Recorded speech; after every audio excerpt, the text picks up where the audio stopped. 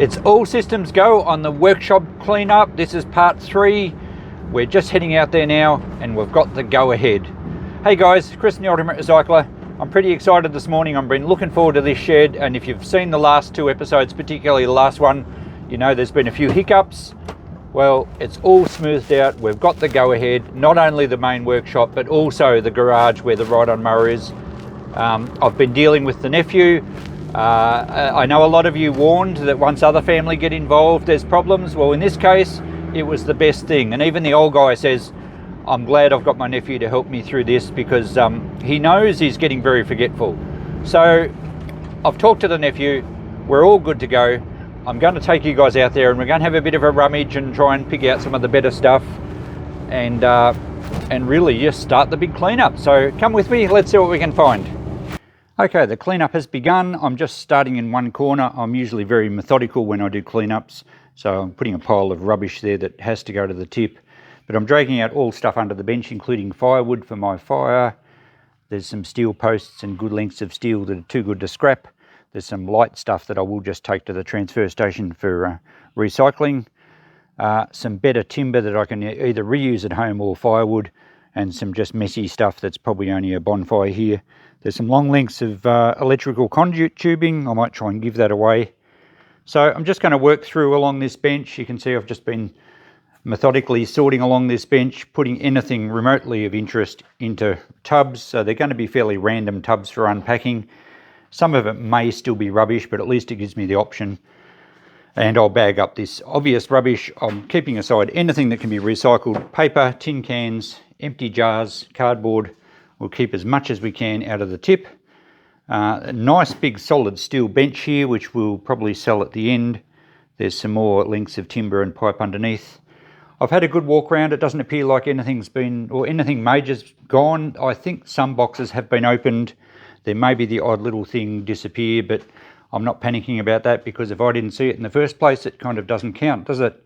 But all the good stuff that I'd spotted that I was pretty keen on is still here, undisturbed. So I'll be taking some of that stuff today. I don't like leaving temptation if other people come in the shed.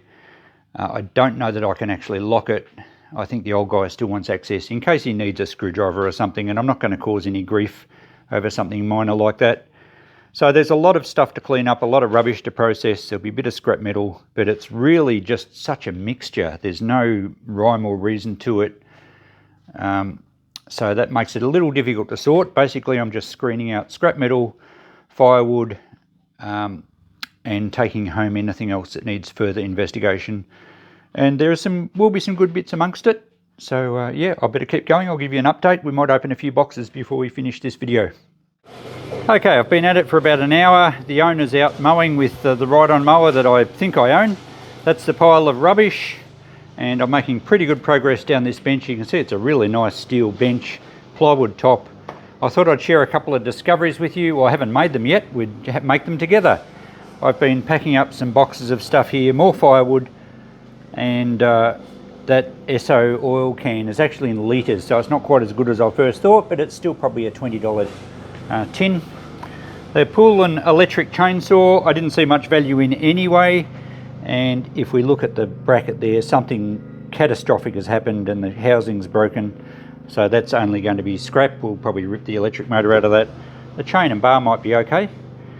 I thought we'd have a look in this cabinet together. Now this one is drill bits, I can see them. There's a massive range of drill bits here.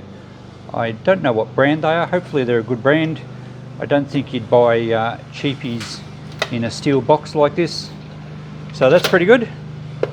And we have another little box here which I haven't opened yet. I'm not sure what's in it. It's a plastic box. I can't read the brand. The mower's probably getting a bit loud, I'm sorry. Oh, here we go. Managed to get it open. Oh, okay, that's nice. It's is that a micrometer? It's for doing, I guess when you're using a lathe you need specialised measuring implements. And I think it's an internal micrometer. I'm not sure. Correct me if I'm wrong. But it looks like a pretty good quality one. I have seen that brand on calipers, vernier calipers, and I think they're a good brand. So that's a nice little find. We need to find some things like that. Another box here. What's in this one? Tractor parts. Distributor cap. Well, it's obviously not for a diesel tractor. There it is, brand new distributor cap. 4-cylinder. So, made in England. So, new old stock distributor cap, if we can work out what it suits, could have some good value. That sort of stuff sometimes eBays very well. At the back here we have some more drill bits. I don't think I'm ever going to have to buy a drill bit again, not that I did anyway. A panel beater's hammer, I'm guessing. Let's turn this cabinet around because I don't know what's in any of these drawers. And it's a really nice little chest of drawers. Christine actually spotted this and says, oh, that would be great for my sewing stuff. Let's open them. Now, it could be good stuff, it could be junk. Drawers tend to be lucky dips. But it looks like we have some... That's a digital multimeter. I don't know what these things are. They look like die cast. Oh, it takes a needle roller bearing, so specialist parts for something. I don't know, that could be interesting. Let's quickly have a look at the others. There's a Dick Smith multimeter and some old gasket cement. We have lots of parts in here, a Suzuki badge. Looks like lots of new old stock. What have we got? Electronics components, resistors, capacitors, bearings, more resistors. A lot of new old stock. And it may not be that old because the guy's been tinkering all his life. And some bearings. So that's pretty good. It's not junk. This one we have some tools. Don't know how good the light is here. Looks like circlip pliers, maybe a sharpening stone. I'll be looking forward to going through this in a bit more detail. But I won't be doing too much unpacking today. It's more just taking it back. Could be parts to do with lathe work. Given that his lathe's almost, well, it's on this side of the shed. More Suzuki badges. These look like military pips from uniforms. Sporting shoes spikes, nettle folds. That's old, when you used to screw in spikes to your football boots. Country Life cigarettes tin. That's in pretty good condition. What's in that? We have a bullet, a live round, and that's a large bullet. Don't know what the caliber is there, but that's a big bullet. Anyway, we better treat that with a bit of caution. Who knows what's in that one? Household assortment of what? Household assortment of, looks like nails or tacks. A little, looks like a power resistor or something. Okay, interesting. Right, which one haven't we done? This one, nothing in that one. This one, that's empty too. More drill bits and a bearing. More bearings and various metal brackets. Oh, did we do this? No, we didn't. This is more broken. This is the broken multimeter section. This is where multimeters go to die. Okay, well, I don't know if I'm going to get much value out of that or not. Nice little timber case. Can I open it one-handed? Might be drill bits or something.